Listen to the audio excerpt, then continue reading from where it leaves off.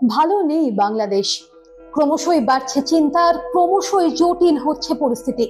আর এই একটা উত্তপ্ত পরিস্থিতিতে, এইরকম একটা চিন্তার পরিস্থিতিতে দাঁড়িয়ে যারা বাংলাদেশের পড়ুয়ারা রয়েছেন, বা বিশেষত ভারত থেকে বা অন্যান্য দেশ থেকে যারা বাংলাদেশে পড়তে গিয়েছেন, তাদের পরিবারের যে ঠিক কি অবস্থা সে কথা আলাদা করে আর বলার অপেক্ষা রাখে না।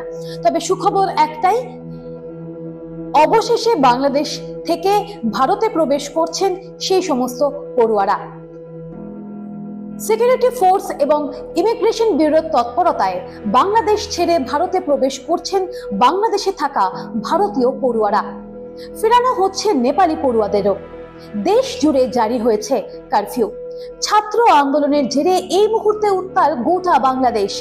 সংরক্ষণ বিরোধী আন্দোলনের জেরে বাংলাদেশে নিহতের সংখ্যা বেড়ে দাঁড়িয়েছে প্রায় 105।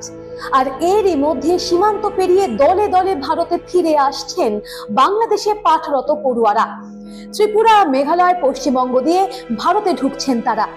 শুক্রবার রাত থেকে বাংলাদেশ জুড়ে কারফিউ জারি করেছে শেখ হাসিনা সরকার। বিক্ষোভ পরিস্থিতি সামাল দিতে নামানো হয়েছে র্যাফও। সেনাবাহিনী সুরক্ষার জন্য ওড়ানো হয়েছে কপ্টারও। বিশ্ববিদ্যালয়ের ক্যাম্পাসগুলিতে সব সময় চলছে কেন্দ্রীয় বাহিনীর টহলদারি। বাংলাদেশের পড়ুয়া তথা বিক্ষোভকারীদের সঙ্গে আধা সামরিক বাহিনীর সংঘর্ষের জেরে অনির্দিষ্টকালের জন্য এই মুহূর্তে বাংলাদেশের কলেজগুলিকে বন্ধ রাখার নির্দেশও দেওয়া হয়েছে।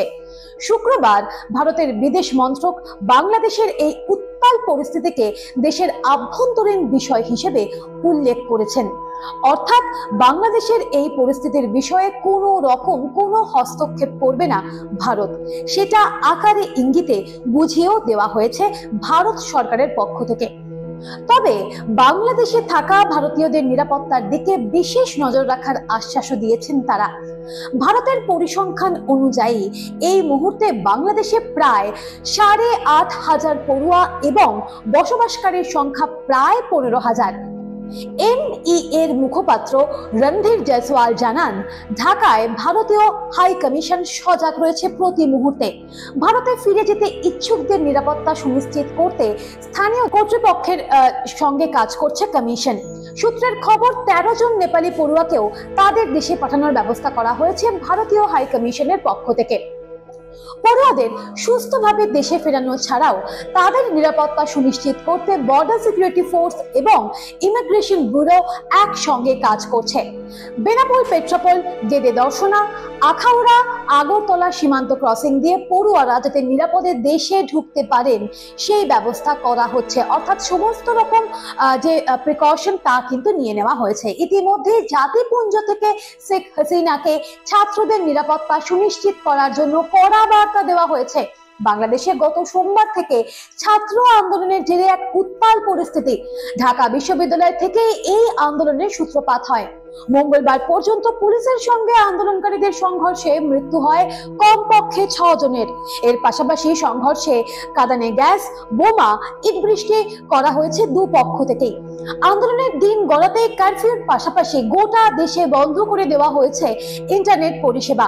পরিস্থিতি সামাল দিতেই এই সিদ্ধান্ত নেওয়া হয়েছে বাংলাদেশ সরকারের তরফে। তবে ভারতে ফেরা ছাত্ররা জানাচ্ছেন, বাংলাদেশের এই মুহূর্তের পরিস্থিতি এখনো কিন্তু একেবারেই বোঝার বাইরে। প্রথমে আন্দোলনের জেরে বিশ্ববিদ্যালয় বন্ধ হয়ে যাওয়ার পরেও তারা সেখানেই অপেক্ষা করেছিলেন পরিস্থিতি স্বাভাবিক হওয়ার জন্য, কিন্তু পরিস্থিতি স্বাভাবিক হয়নি, বরং পরিস্থিতি আরো বেসামাল হচ্ছিল। আর তখনই তারা দেশে ফেরার জন্য তোড়জোড় শুরু করেন। পরিবারের সঙ্গে যোগাযোগ করতে চাইলেও সেটা তারা করতে পারছিলেন না। অবশেষে ভারতীয় দূতাবাসের সঙ্গে যোগাযোগ করে দেশে ফেরেন তারা। বাংলাদেশে যেহেতু ট্রেন, মেট্রো পরিষেবা সবকিছুই এই মুহূর্তে বন্ধ, এমনকি ভারত বাংলাদেশ মৈত্রী ট্রেনটির পথ অবরোধ করে দেওয়া হয়েছে। তাই শেষ পর্যন্ত সড়ক পথে গাড়ি করে সীমান্ত পেরিয়েছেন এই সমস্ত পড়ুয়ারা। আবারও যেটা বলার, দ্রুত সেরে উঠুক বাংলাদেশ, দ্রুত নিজের চেনা ছন্দে ফিরে আসুক আমাদের পড়শি দেশ।